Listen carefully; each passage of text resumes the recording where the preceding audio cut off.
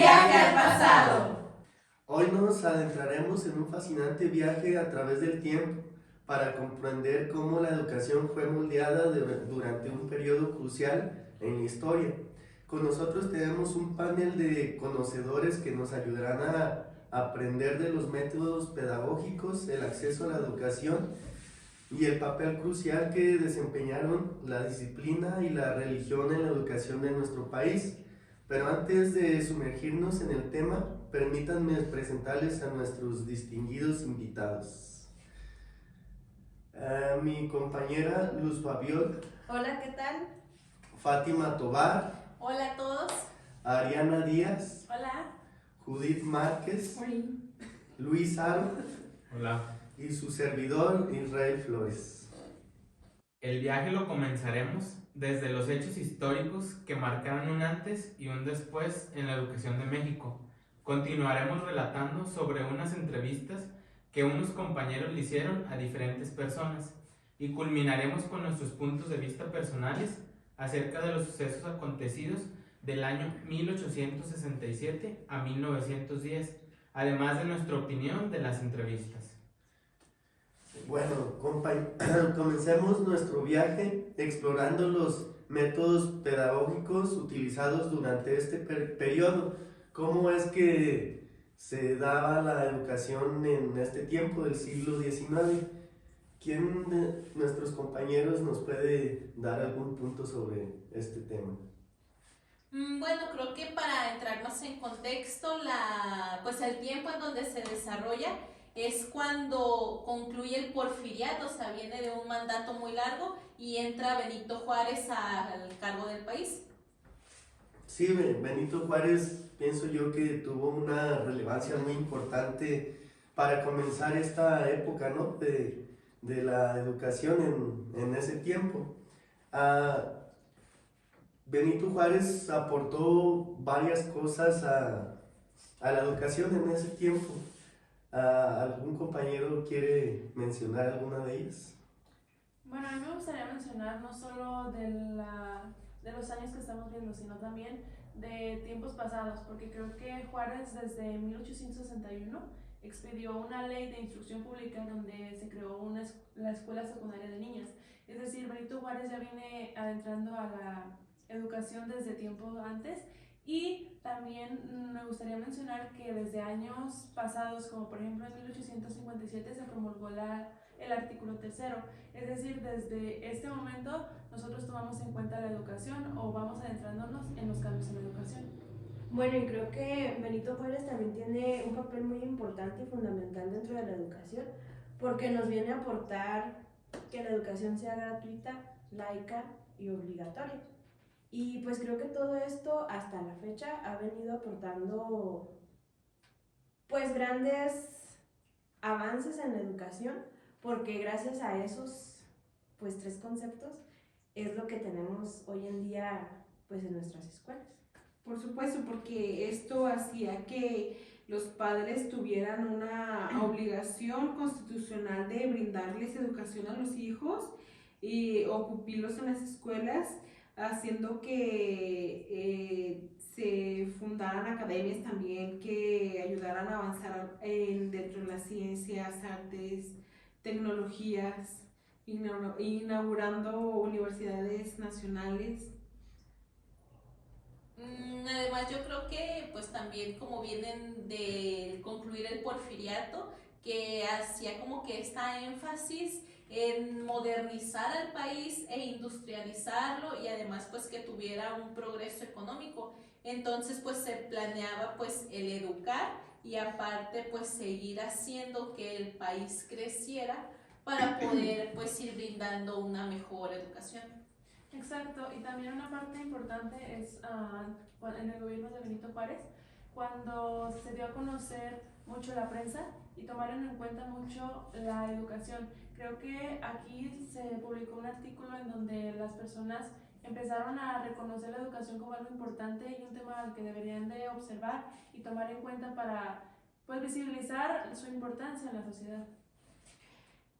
Un cambio que a mí se me hizo muy interesante fue en 1866, cuando entró la modalidad educativa para personas sordomudas. Claro que hoy en día pues lo vemos pues ya reflejado de una manera en que han creado una comunidad que ahora sabemos que no son personas sordomudas, ahora solamente pues la comunidad sorda así pide que se les llame, que sean personas sordas nada más, no personas sorditas, no, son personas sordas. Otro personaje que tiene un papel muy importante es Lerdo. En 1874 él como que se enfoca mucho a que se quite esta idea del laicismo, que sea laica, porque no sé ustedes qué piensen, compañeros panelistas y presentadores, sobre la religión, cómo afectaba la religión a la educación. Para mí, haberla o que se haya separado la educación de la religión es algo que pues viene a añadir muchos conceptos positivos, porque pues creo que la educación y la religión siempre tienen que estar separadas, porque la religión te hacía... Ay, no, Irene. Siento que de alguna manera como que oprimían a las personas anteriormente, cuando la educación era como basada más en la religión, y ya con esto del laicismo se hizo más como, ahora sí que valga la redundancia, más laica, más libre de alguna manera. Se hizo más libre, más personas tuvieron la De oportunidad de pensamiento, de estudiar, no solamente los que se dedicaban a una religión, sino que ahora ya todos tenían esa oportunidad y no tenían el miedo de, ay, si voy y me quieren hacer creer algo que yo no estoy acostumbrado. Entonces siento que sí fue una parte fundamental el haber dividido la religión de la escuela. Sí, sabes, otra parte importante que creo que, bueno, de las ventajas que se separa la religión de la escuela es que antes tenían este temor a Dios pues muy apegado, ¿sabes? Y no hacían ciertas cosas porque decían, no, esto no, porque me va a castigar Dios. Y empieza a separarse y es cuando dicen, ah, mira, estoy haciendo estas cosas que no creía hacer, pero no me ha pasado nada, sí, y pues sigo pues yendo a la iglesia. Ajá. Es como cuando entra más lo de la ciencia, de que tú sabes que existe algo más allá de la religión o de Dios y no tienes miedo a experimentar, a investigar, y saber que de verdad todo lo que existe a nuestro alrededor no solamente se basa en Dios, sino en situaciones científicas. Incluso Sí. ahorita que mencionas sobre investigar, encontré un dato muy importante donde decía que las bibliotecas estaban a cargo de la iglesia. Entonces, como quien dice, todos los conventos o toda la religión estaba manejada en los conocimientos que nosotros obteníamos como sociedad. Hasta que Ignacio Ramírez en 1867 decretó como el siglo de saqueo, podríamos decirlo así, porque les quitó todas las bibliotecas a la iglesia para crear una biblioteca nacional. Sí, también otra parte importante, otro punto que creo que es de mucha relevancia, es que no se le educaba a las niñas en una escuela pública. Nada más era si te metías a ser monja. Eran las oportunidades que brindaba antes la educación. Y la iglesia tenía mucha influencia pues en la sociedad.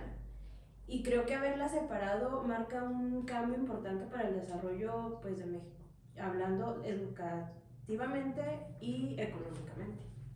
Sí, Racionalmente también. Sí. Sí. Eso ahorita que las escucho comentarlo, creo que también haber separado esos dos aspectos hacen a la sociedad un poco más crítica. Por lo mismo que decía mi compañera Fa, que se te quita ese miedo de que, ay no, se va a enojar Diosito, no sé. Pero te hace más reflexivo, una persona más crítica al separar pues a la religión. Incluso con los enseñantes, creo que ya cuando separaron la religión, pues ya no se tenían que basar en ciertas reglas y los maestros tenían la libertad de enseñar los contenidos que pues decían en los programas o que de verdad les servían a la sociedad para progresar. Sí, pues otra parte de cómo enseñaban también antes es que era de manera muy de memorizar y de que A, B, C, D, a ver, ahora ustedes niños A, B, C, D, y se les infringía pues todo esto y también pues no se tenía esta libertad que ahora nos está motivando el gobierno, ¿verdad? Era muy tradicionalista. Ajá, pues sí, de ahí surge, y también creo que otra parte es que pues muchas personas que trabajaban en el campo no tenían el acceso a la escuela, y pues uno de los precursores de la escuela multigrado es Gabino Barrera. Ah, fíjense. Como el cantante. Sí, por eso les hacen corridos. ¡Ay, no! ¡Es Gabino Barrera! Bien, Gabino Barrera fue un filósofo positivo que influyó pues mucho en la educación mexicana, y pues Barrera funda en 1868 la Escuela Preparatoria Nacional.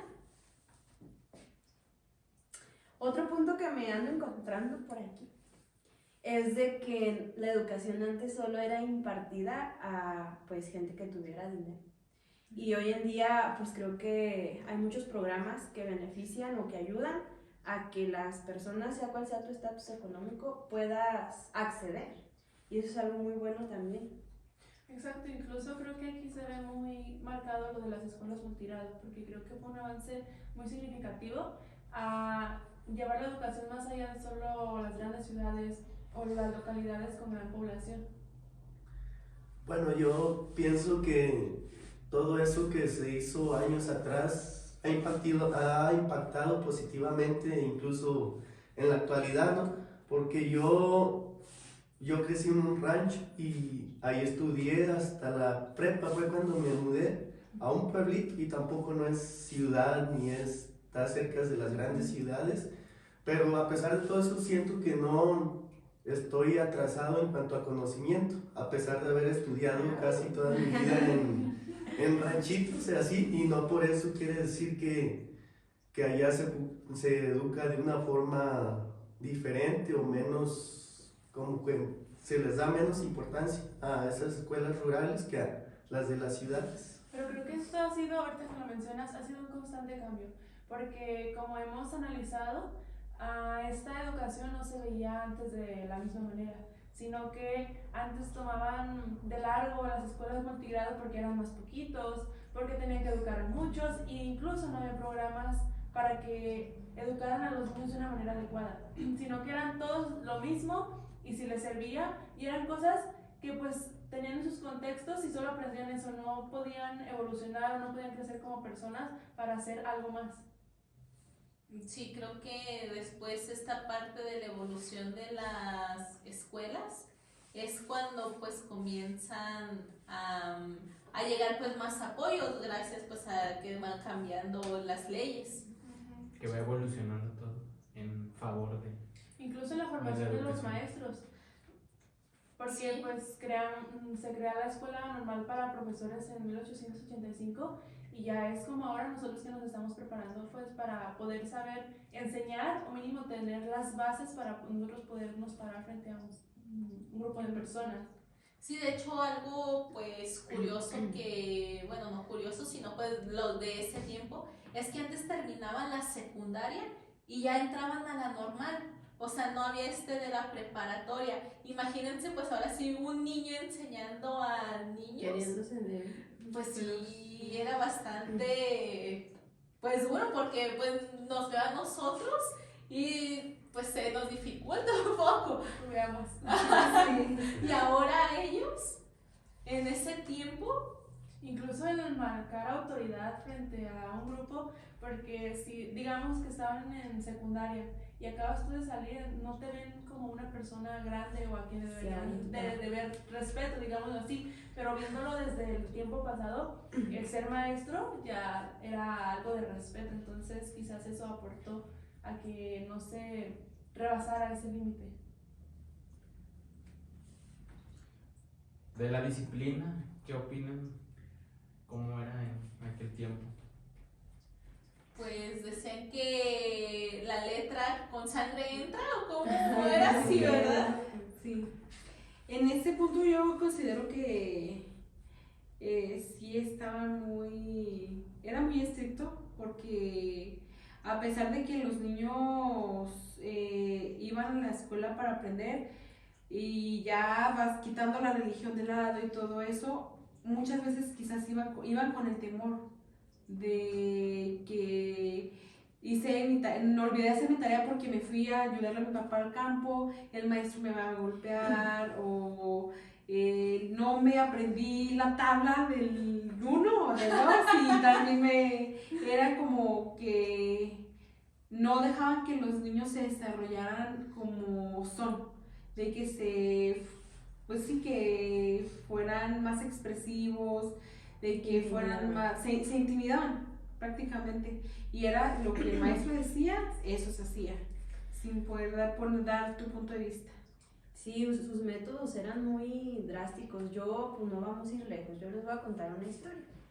Estaba en segundo grado y creo que a mí me tocó todavía una educación muy tradicionalista. Y en ese tiempo, yo no sé si la maestra tenía algo contra mí o qué, pero una compañera había perdido dinero y me echó la culpa. Y su forma de castigarme, bueno, ahora que lo pienso digo, ay no, pobrecita de mí, me dejó hincada todo el recreo. O sea, ni siquiera salía lonche, me hincó todo el recreo que te daban en ese tiempo, media hora, hincada. Ay, no, ahora que lo pienso. Y yo por temor a la maestra tampoco le conté a mi mamá. Y ahorita que mencionas lo de la disciplina, digo, no, bárbaros. ¿Ahorita hacemos eso? No. Derechos humanos, mija. Adiós. Y sí es muy importante el que se haya logrado hacer ese cambio, porque ahora, pues yo me doy cuenta de que los niños, ellos ya, a veces hasta te enseñan cómo educarlos, porque tú llevas un tema y a lo mejor tú no sabes cómo decirles, pero el niño te dice, maestra, y si mejor lo hacemos de esta forma, y a todos les parece bien, entonces tú puedes adaptarte a la forma de trabajar de ellos y ellos se pueden adaptar a ti sin tener el miedo de que puedas tú negarle o castigarlo o algo por el estilo. También eso en las escuelas particulares. Yo estuve en una escuela particular en mi educación básica y también, al igual que mi compañera Luz, pues han de decir, no, ahí no los castigan, ¿verdad? Porque están pagando, pero no, también nos castigaban. Va a sonar muy raro, pero también las monjitas castigaban. Yo me acuerdo que una monjita nos daba manazos. Y en una ocasión a mí, yo estaba estaba estudiando música y lo recuerdo mucho porque nunca se me va a olvidar de eso. Estaba tocando mi nota que me tenía que aprender y que iba a presentar, y pues la monjita que nos daba música me estaba escuchando y en un momento se me fue un dedo, toqué una tecla mal y yo nomás vi que sacó un palito, pero nunca me fijé que tenía. Pues no, era una varita pues, y en la punta tenía una tachuela y con esa me picó el dedo donde me equivoqué, y eso siempre lo platico. ¿Por qué? Porque me dejó marcado. Me dejó marcado. O sea, esto me recuerda que también pues las personas pues de antes pues nos han platicado que antes hasta los mismos papás les llevaban una varita. Decían, mire, para mi hijo. Y ya pues los niños veían así como que, ay, pues la varita, ¿verdad? Para mí. Eso dice mi nombre. Y eso no fue hace mucho tiempo, pues.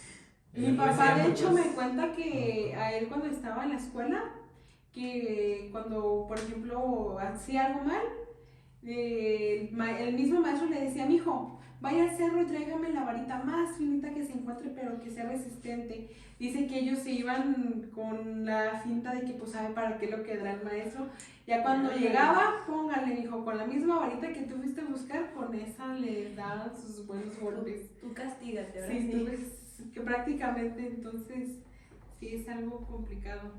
Métodos muy rígidos, pero creo que pues hasta eso la educación ha evolucionado para bien, porque desde los métodos, las estrategias para enseñar hasta la manera en cómo nos relacionamos con los niños, pues ha cambiado mucho y nos ha hecho concientizarnos de que pues son personas, de que son sociedad y que el estar frente a un grupo tampoco te da el poder de andar golpeando, maltratando física, moralmente o de alguna otra forma a los niños. Bueno, pienso que en esa época se enfocaban mucho como a la disciplina, y para llegar a esa disciplina muchas veces hasta actuaban de forma violenta para llegar a disciplinar a los niños hasta en las escuelas. Tampoco no se le permitía a los niños como ahora el expresarse tanto, ¿no? Que no puedan, que en ese tiempo no se podía interrumpir al profe en su clase, no se podía opinar, dar una opinión personal sobre el tema que se está viendo. Y algo que a mí me parece muy interesante es que ahora ya se le permite al niño como tener la confianza de poder dar su punto de vista, de poder hasta llegar a tener cierta confianza con el profesor. Sí, sabes, yo creo que eso de tenerle miedo a los profesores viene porque pues así se venía repitiendo ese patrón de infligir miedo para que te respetaran. En cambio ahora pues lo vemos muy diferente, de que es hacer pues como dicen una amistad y ya pues es como que no pues es mi amigo, no puedo hacerle eso. En cambio antes pues era pues muy diferente, o sea, lo digo, pues les vuelvo a decir que venían pues repitiendo el mismo patrón de infligir miedo sobre todas las personas y así era como que querían ese respeto. Incluso creo que esta amistad se ha construido pues con las influencias de los maestros en el contexto, de irse relacionando con los alumnos, con el contexto en el que vienen, porque va creando un lazo de conocimiento tanto del maestro, de los alumnos, como de los alumnos del maestro, y crea esa confianza, esa capacidad de sentirse como en casa, podríamos decirlo así, porque están hablando de cosas que ellos conocen, que ellos aprenden, con las que ellos tienen relación, que al contrario, pues anteriormente esto no era así, sino que creo que el maestro no buscaba ese vínculo y aunque se relacionara con la comunidad era de yo soy importante o yo soy tal persona y no intervengo con ustedes, no puedo relacionarme de una manera más formal. Quizás se podría ver con los papás, pero era apoyo pues para lo mismo, para afectar a los niños o para educarlos de cierta manera. Todo lo anterior creo que nos ofrece una visión importante de cómo ha evolucionado la educación a lo largo del tiempo y cómo todavía enfrentamos desafíos similares en términos de acceso y métodos de enseñanza. Algunos de nosotros tuvimos el placer de entrevistar a algunas personas mayores sobre su educación y obtuvimos datos muy significativos. ¿No es así, compañeros panelistas? Claro que sí. Mira, te doy un ejemplo. Yo entrevisté a mi abuelito. Él tiene 85 años de edad. Él es de la comunidad del Saucillo de los Pérez. Y yo al principio, antes de yo estudiar la normal, yo nunca le pregunté de su educación ni nada. Yo tenía nada más el conocimiento que estudió hasta tercer grado, pero no sabía cómo era la forma de que ellos estudiaban. Si a lo mejor iba maestro, en alguna casita se juntaran o algo. Entonces ya cuando me puse y le pregunté a él, me dijo que él estudió más o menos en el año de 1945 a 1948 y a él le tocó estrenar escuela.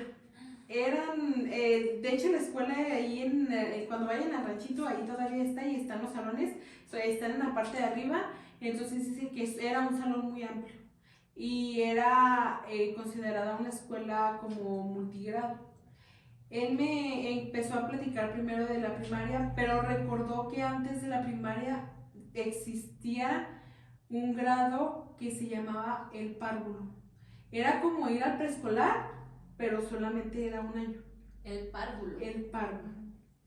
Y me decía que ahí era como que les enseñaban las figuras, cosas básicas.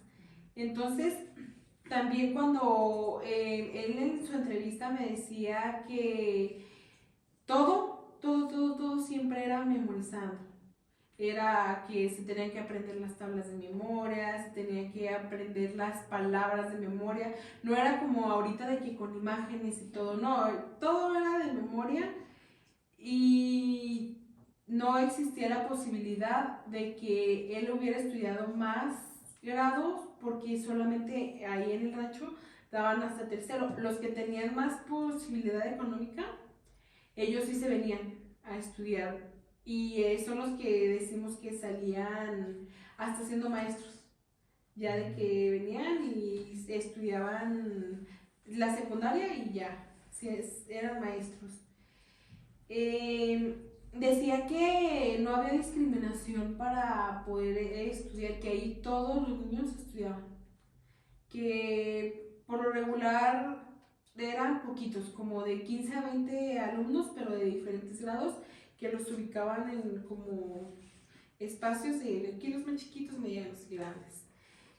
No tenía ningún costo la escuela, solo que para poder sustentar los gastos que se llevaban ahí, hacían kermeses, y los papás pues iban y ellos arreglaban la escuela, lo que hacía falta, que limpiar las áreas, que limpiar los salones, pintarlos. Y mi duda en relación era de si ellos tenían maestro, me dijo que sí, que iba un maestro, que aunque a pesar de que era muy estricto, era muy bueno, que cuando algo no aprendía, que les daba un coscorrocito en la cabeza y que les decía que mansito, mansito, para que aprendieran, porque si no, y ya sabía que cuando se animaba el maestro era mansito, mansito y pues tenían que echarle más ganas. Híjole. También me comentaba que ellos para hacer cuentas utilizaban lo que son los colorines, unos frijolitos rojos. Los que queman. Sí, esos los mandaban al cerro a buscarlos, entonces ya con esos ellos hacían sus sumas.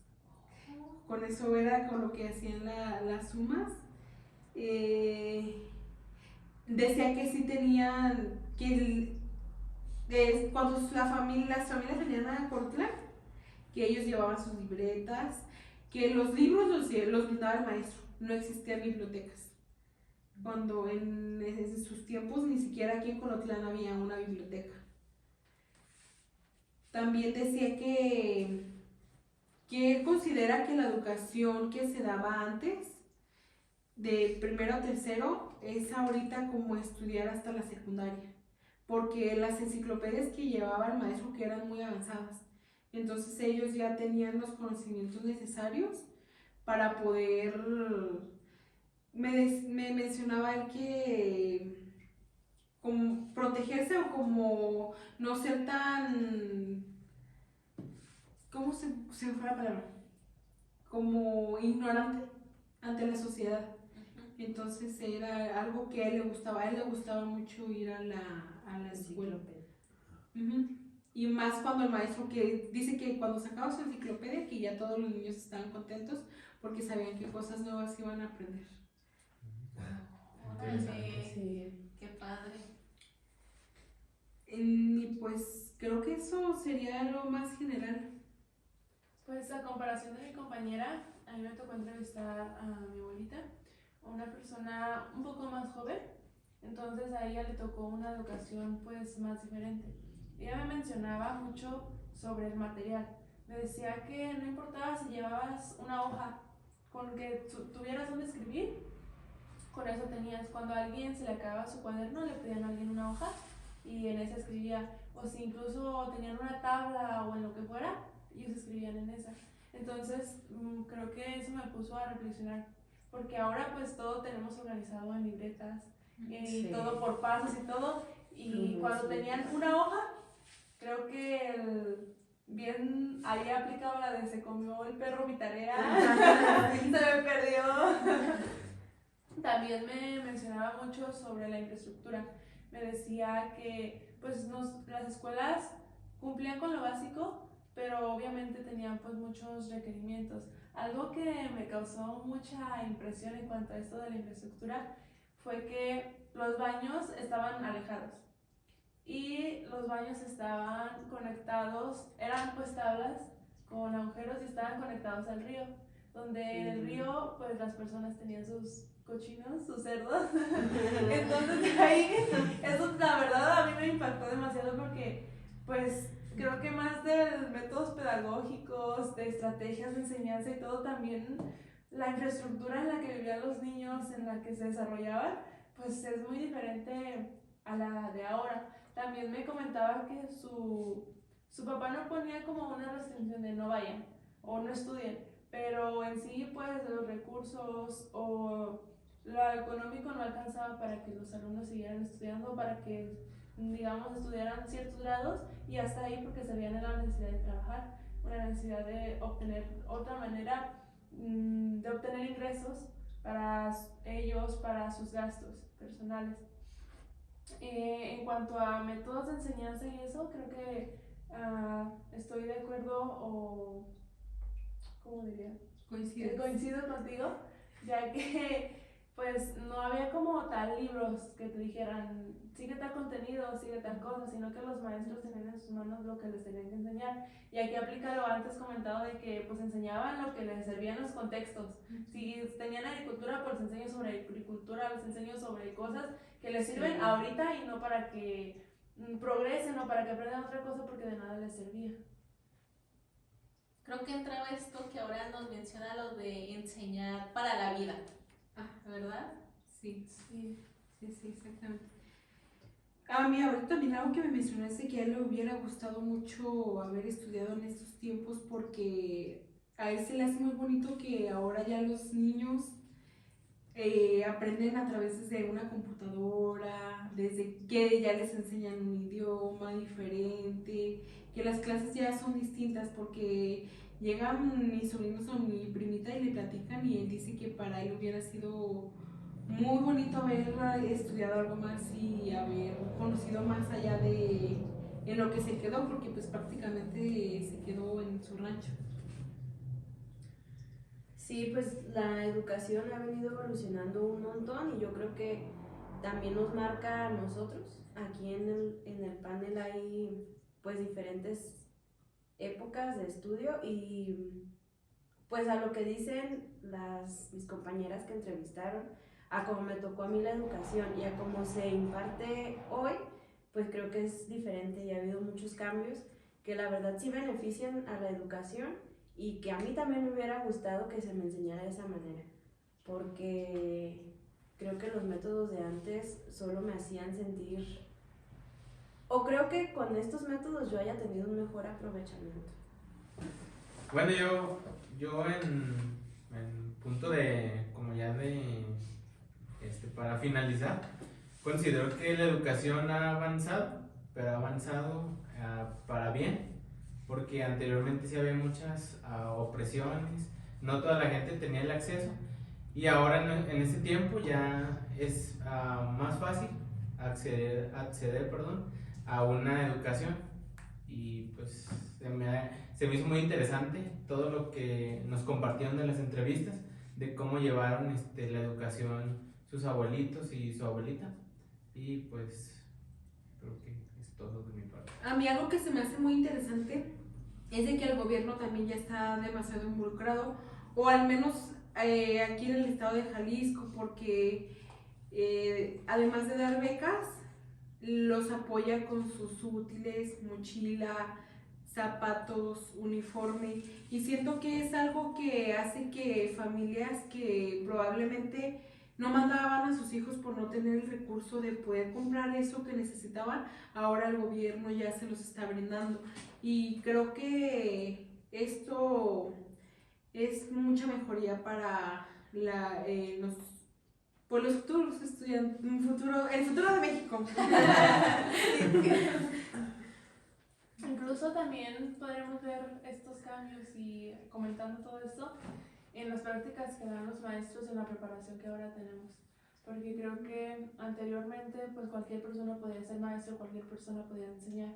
Y ahora es un requisito el haber cursado una licenciatura o una educación para poder presentarte ante un grupo y poder darles las bases a la sociedad para que crezca. Excelente información que hemos aprendido el día de hoy. Bueno, desafortunadamente eso es todo el tiempo que tenemos el día de hoy. Quiero agradecer a nuestros panelistas por su valiosa contribución a esta charla fascinante sobre la educación entre 1867 y 910. y gracias a todos ustedes por sintonizar nuestro podcast. Un viaje al pasado. Hasta Hasta la próxima.